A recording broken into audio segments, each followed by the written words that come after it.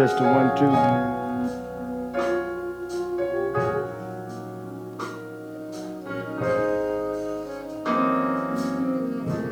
Am I in? Can y'all? There it is. I need that mic anyway though.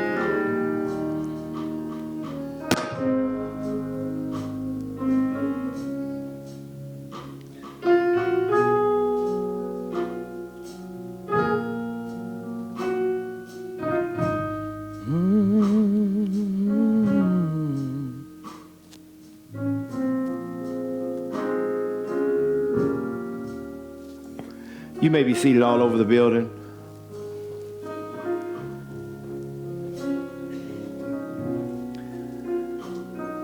This month we've been investigating, we've been interrogating, we've been excavating the lives of prominent, and I dare say great black people, as we've been both celebrating Black History Month, but also celebrating how black lives can affect our lives. How the story, the biographies, the lessons that are learned in people's lives can be trickled down into our lives if we would just find these poignant and these personal moments and these poignant realities, these traits, these experiences that we've looked at. And on today, I'm excited. We've saved probably one of the most least known of at least the 4 people that we've talked about, we've saved for today. And what I want to do, I planned to start this message off with a video, but we're having problems with the projector, and a new work order for a new projector has been put in. But this particular passage, this story that Fannie Lou Hamer tells, that's captured in an interview. This story is also, Fannie Lou Hamer at one point, the story is told, and you can look this up, was asked to testify about what civil rights was looking like in America. There were congressional hearings about the oppression that black people were experiencing in America in 1964.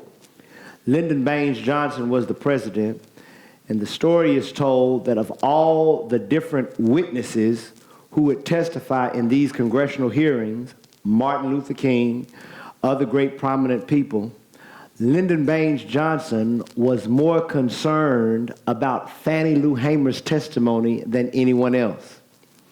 In fact, he was so concerned that while the congressional hearings were going on and they were being aired on live national TV, he was so concerned about Fannie Lou Hamer's testimony that he called an impromptu press conference the day of the congressional hearings that timed up with the exact moment that Fannie Lou Hamer would be giving her testimony in the congressional hearings.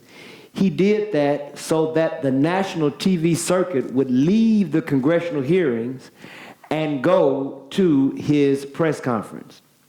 It was so impromptu, it was so spontaneous, and so meant just to avoid the testimony of Fannie Lou Hamer that the only thing President Johnson could come up with was that he was calling the nation's attention to celebrate the 9-month anniversary of something that had happened 9 months earlier in the government.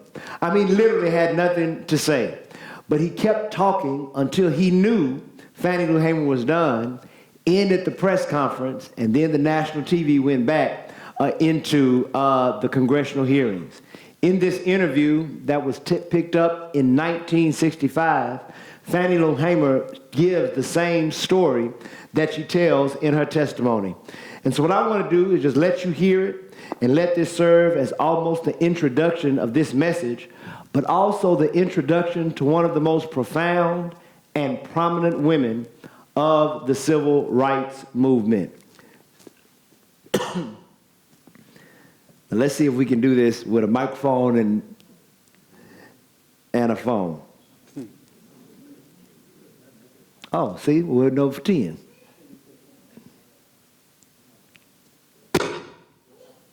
That's exactly what makes it pop, my phone. Now we know.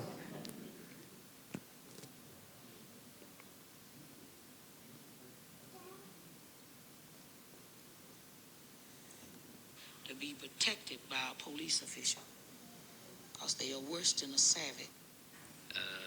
Out here called the Federalist Party that breaks away from the Democratic Party.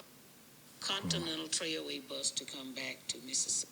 With a strong commitment to civil rights and against that play? Vietnam and similar things. Do you know that? No, I didn't. We were just starting here. Is that clear for you all? Before joining the Freedom Democratic Party, Mrs. Hamer had been a sharecropper on a Mississippi plantation. Her husband also worked there. He had advanced to the position of foreman. But even for a foreman, which is a high point of opportunity for a Negro there, life on a southern plantation meant long hours, low wages, humiliating conditions of work, and perhaps worst of all, no hope of being accorded fair treatment, a decent standard of living, and respect as a human being. However, Negroes were now demanding equal rights. Thousands were attempting to register to vote for the first time in their lives. Among them was Mrs. Hamer. Immediately after taking the literacy test to qualify for registration as a voter in Mississippi, she learned what it costs to challenge the system of white supremacy and white privilege in that state. I was forced away from the plantation because I wouldn't go back and withdraw, my literacy test after I had tried to take it.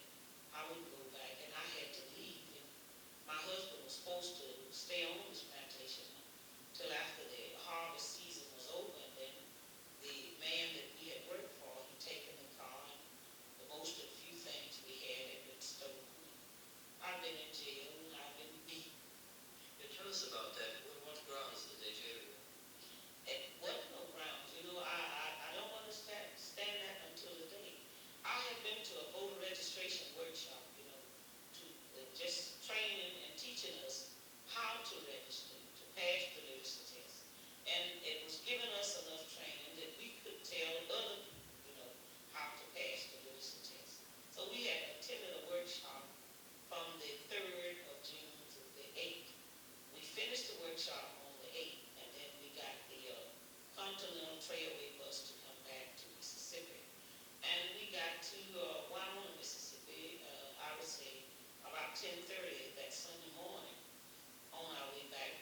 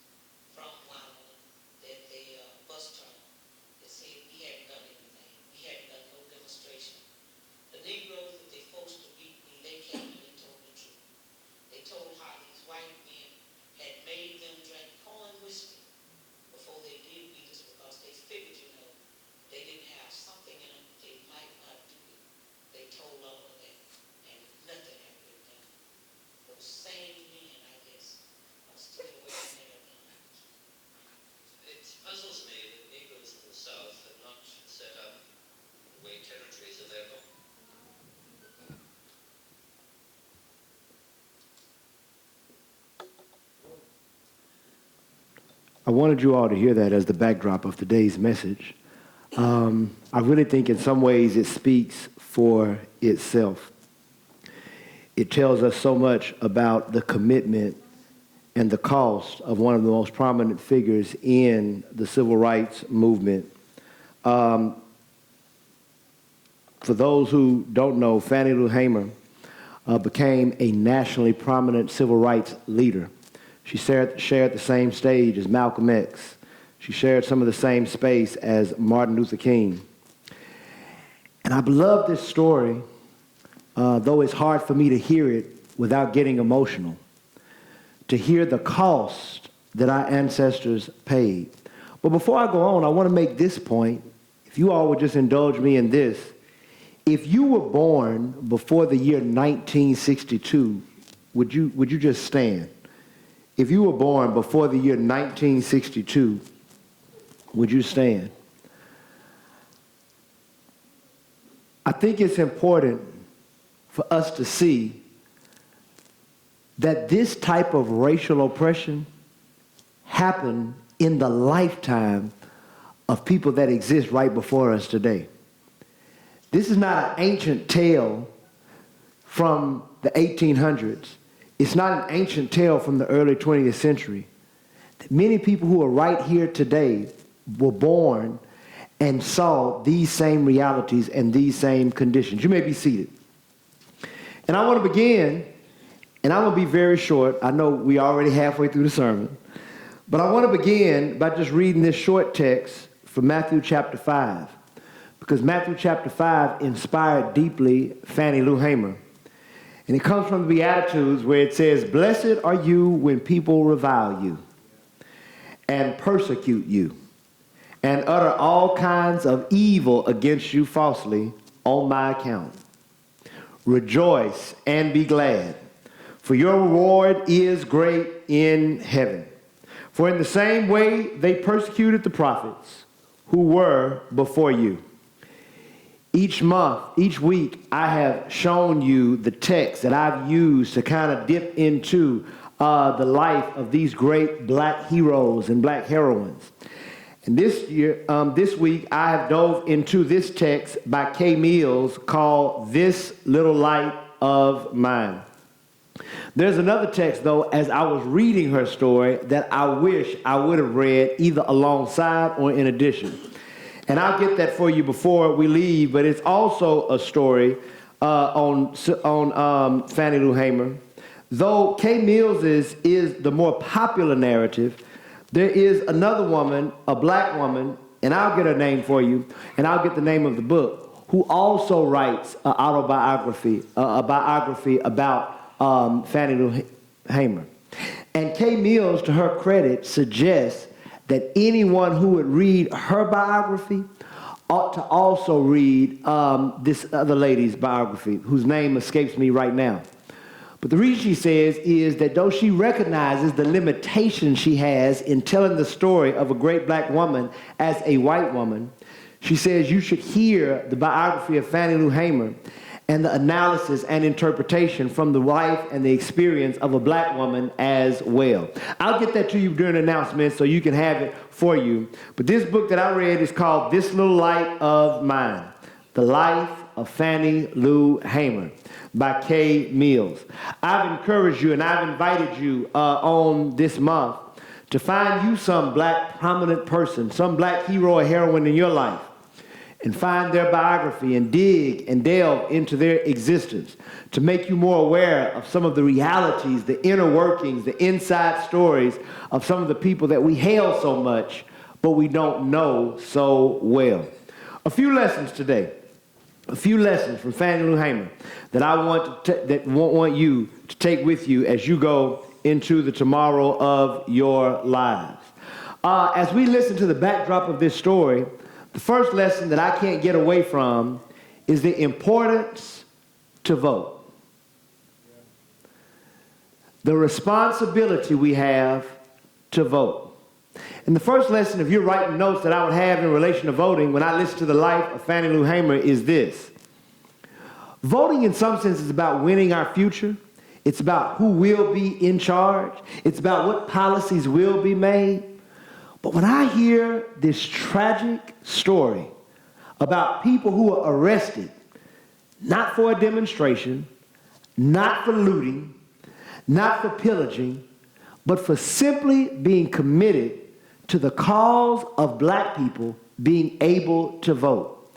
Fannie Lou Hamer testified that she had gone 44 years in her life, and it was not until the SNCC came and had a mass meeting at a church in her community that she even knew that black people could vote. Imagine that. Imagine being held in the obscurity of a racist plantation. She grew up a sharecropper in Mississippi and lived on a plantation. All she knew was working in a white man's house. All she knew is picking cotton from sun up to sundown. And it wasn't until 44 years old in 1962, many of your lifetime, Fannie Lou Hamer even understood that black people were even allowed to vote. And here she was. It changed her life at 44, that black people were allowed to vote.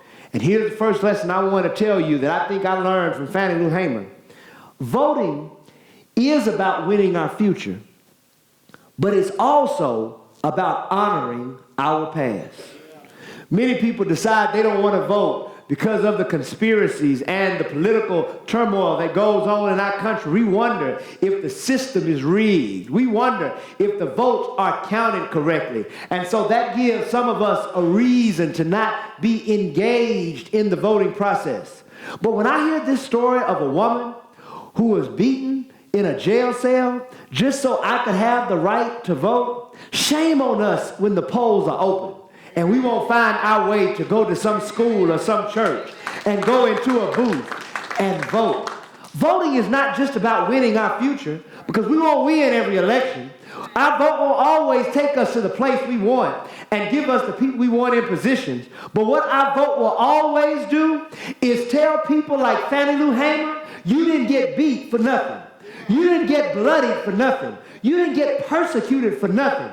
Voting is not just about winning in our future, it's also about honoring our past. If people aren't doing right with their vote, you make sure your vote is in there for them not to do right with. If they're going to suppress your vote, you don't suppress your own voice by not voting in the first place.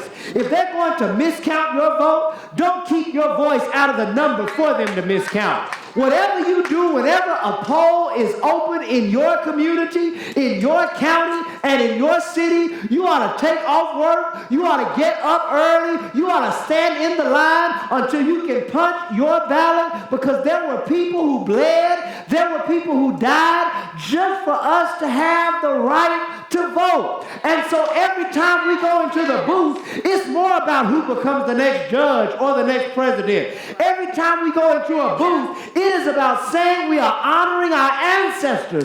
We are honoring our grandmothers and forefathers and foremothers who fought, bled, and died for that right.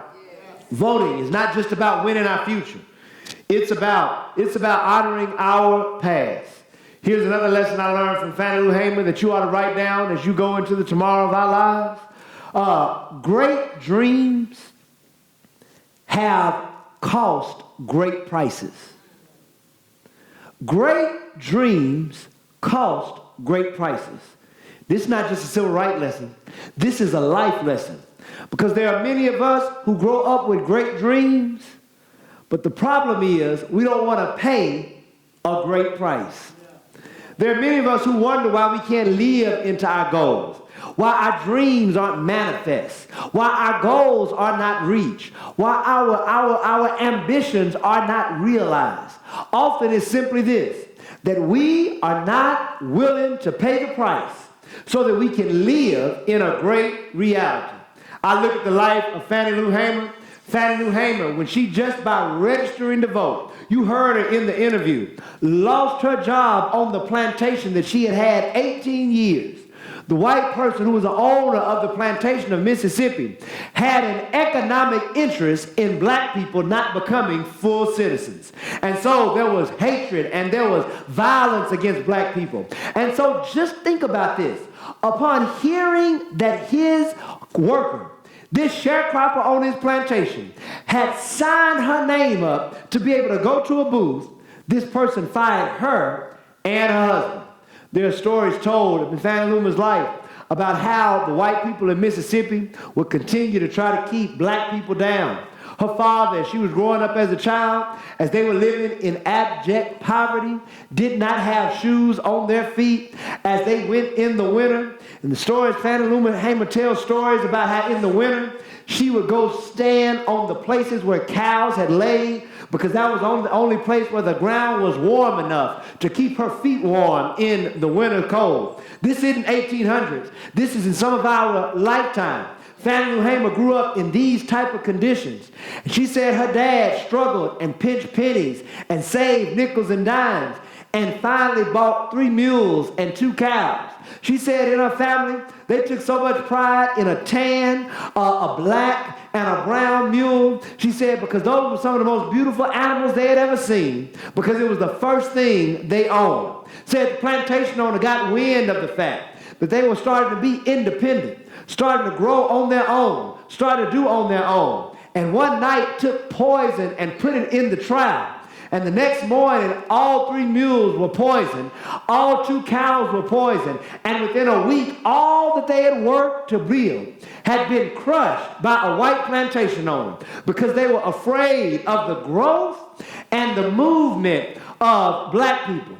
This is what Fannie Lou Hamer was risking. Lost her job, jailed, and beaten, all because she had a dream that black people would be able to vote, would be able to have tests and registration that was as simple as our white brothers and sisters. And so we learned from Fannie Lou Hamer that great dreams cost great prices.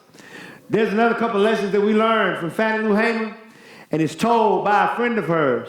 Because imagine this, Fannie Lou Hamer was infamous for refusing to hate people. In fact, Andrew Young tells stories about how when he came to help Fannie Lou Hamer in the jails, that she would sit and be talking cordially to the white people who had beaten her all week in the jail cell, that she refused to hate. In fact, Unita Blackwell tells a story about Miss Hamer talking to her. And Unita Blackwell says that she would look at Fannie Lou Hamer and talk about all the hate she had in her heart for the white people who were beating her family members and her friends and her relatives and her community. She said Fannie Lou Hamer would look at her and said, baby, you still gotta love her.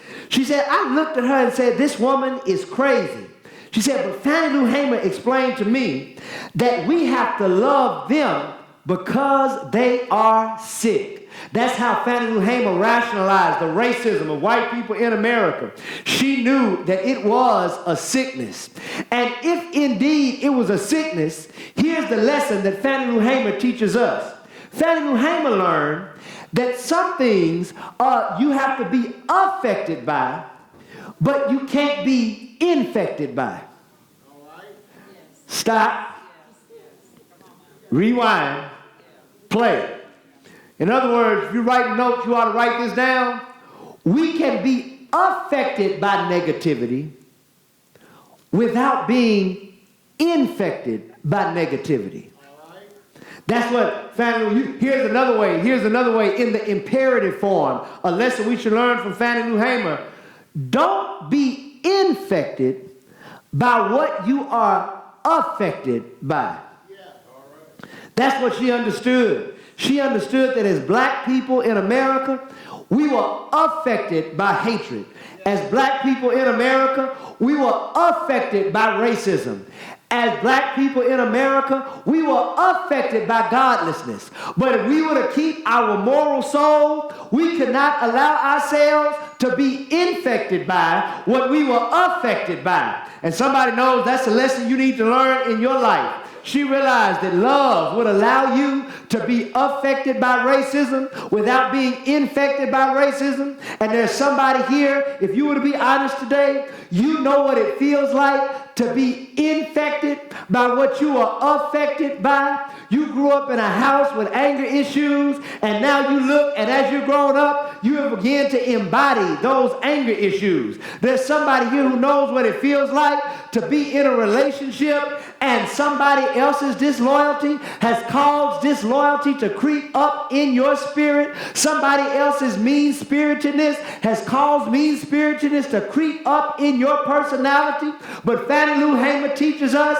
that when we have God on our side, when we have love in our heart, when we find ourselves anointed by the Holy Spirit, that there are things that can affect us that don't have to infect us. In fact, beloved, you can be affected by hate without being infected by hate. You can be affected by bitterness without being infected by bitterness. You can be affected by disloyalty without ever becoming disloyal yourself. You can be affected by abuse without ever becoming an abuser. And that's why we pray every day, Jesus, be a fence all around me, not just around my body, but around my soul, around my mind, around my heart, so that I'm not infected by the things that I am affected.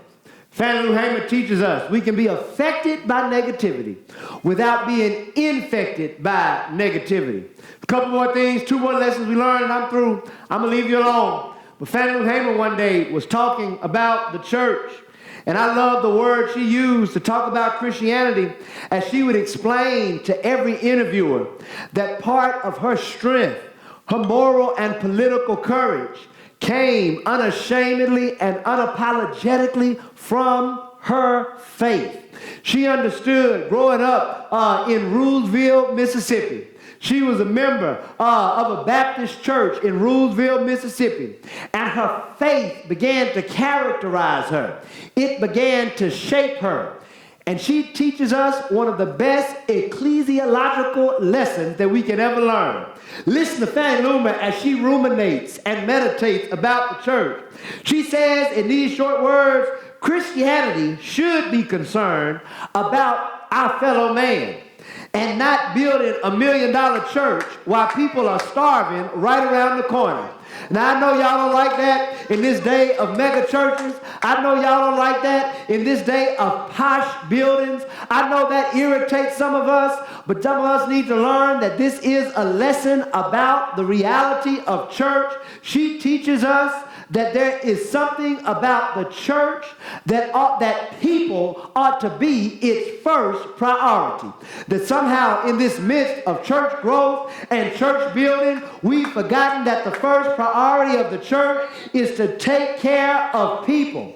That's why I get so excited about our vision and our mission here at Fellowship of Love. I know we're not where we want to be physically. I know we would want to worship in a kitchen where ice cream and french fries are sold to kids Monday through Friday. I know we don't want to walk through the halls of bulletin boards, of reading material and kids posters. But the good news about the choice we made in 2008, we decided we would be about the community. We would be about the people before we were about the building. And so, no, we don't have offices. No, we don't have our own children's church. But when we look back over our life, we can look at children who can read better because we invested in them. We can look at men who have broken addiction because we invested in them. We can look at women who suffered domestic violence, who got transitioned out of those harmful opportunities because we invested in them. And so we learned the lesson of Fannie Lou Hamer that the temptation of any church is to worry about itself, but the obligation of every church is to worry about the community. The church is a people-first institution. Fannie Lou Hamer tells us, with her wisdom and her love, that there is something about the church that ought to be a people-first institution. Here's another lesson we learned from Fannie Lou Hamer as she began to articulate that one of her favorite songs was This Little Light of Mine. Listen to what she says in her own words. When she says, like one of my favorite songs, "This little light of mine, I'm going to let it shine." This is why Kay Mills used this as the title of her book. She said, this same song goes back to the 5th chapter of Matthew, which is the Beatitudes of the Bible. When God says a city that sits on a hill cannot be hid. She said, let your light shine so that people would see your good works and glorify the Father which is in heaven. And here's what she reminds me. This profound lesson in listening to this little light of mine, I'm going to let it shine. She reminds each and every one of us that there is something we ought to do in life that helps make people believe in God. What an awesome responsibility. What a profound burden that each and every one of us has on our shoulders. That somewhere along life of making money, carving our way in the world, buying a house and driving a car, eating nice places and traveling to nice vacation destinations, Fannie Lou reminds us that in the end, all of us are called to do something in this world that helps make people believe in God.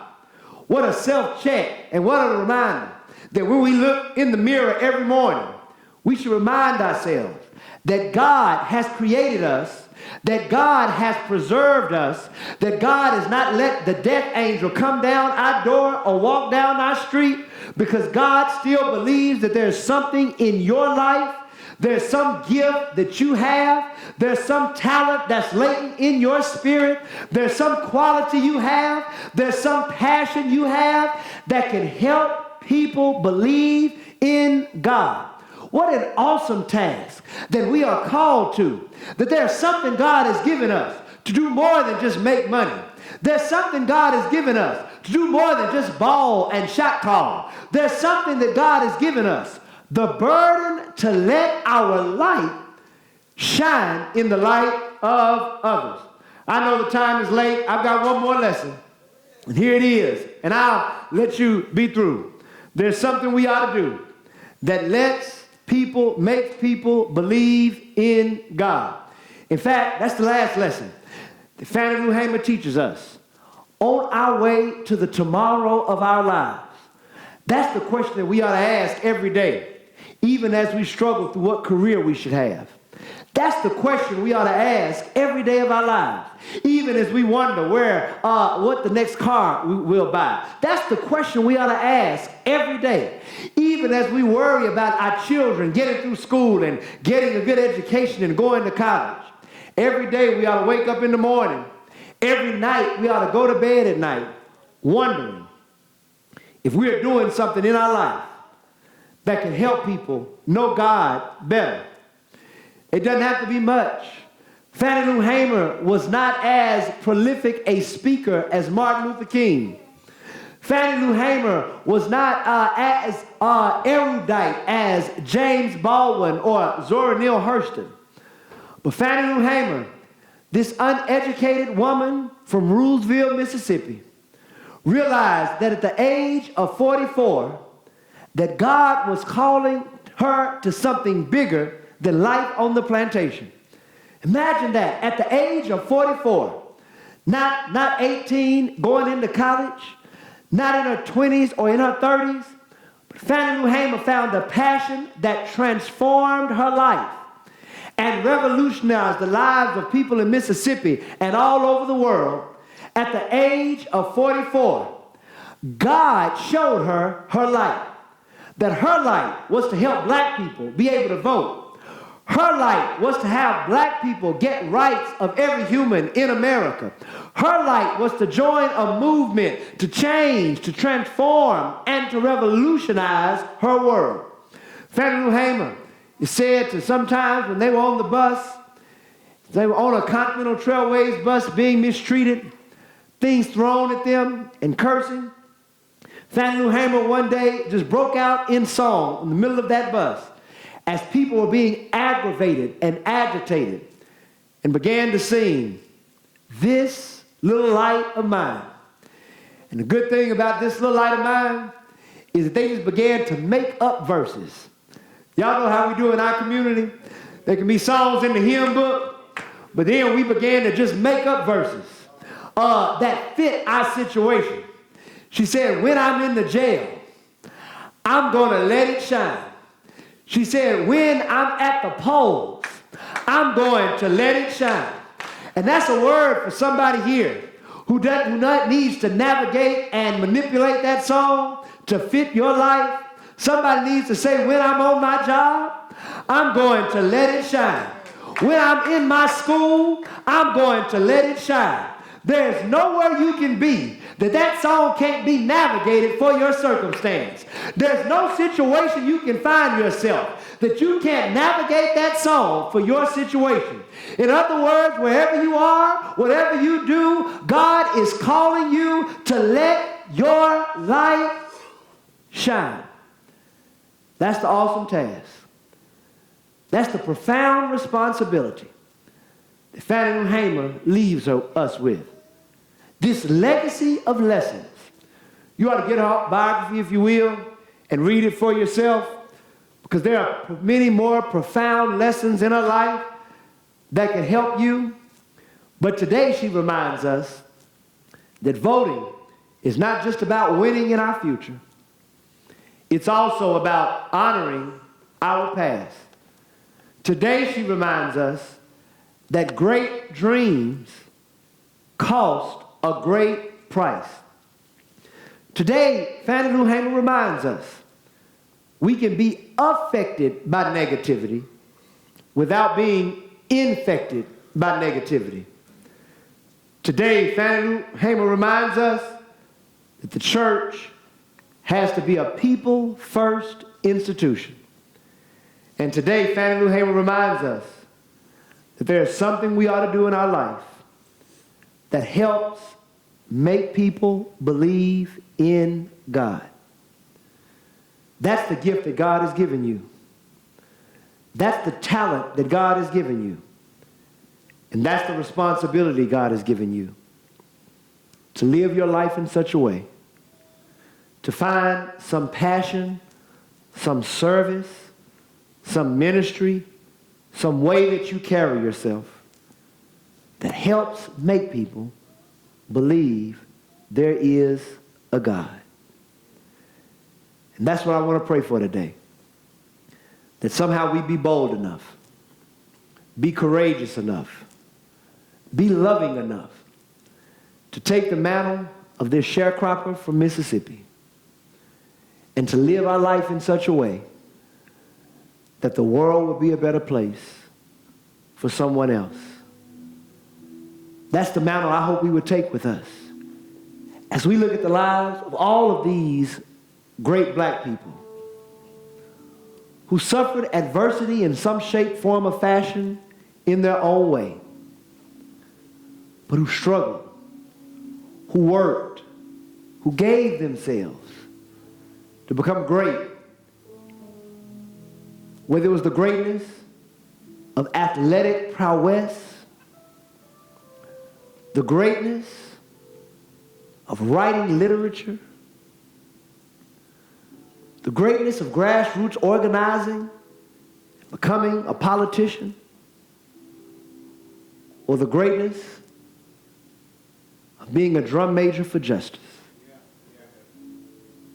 Each of these four people found a way to let their light shine.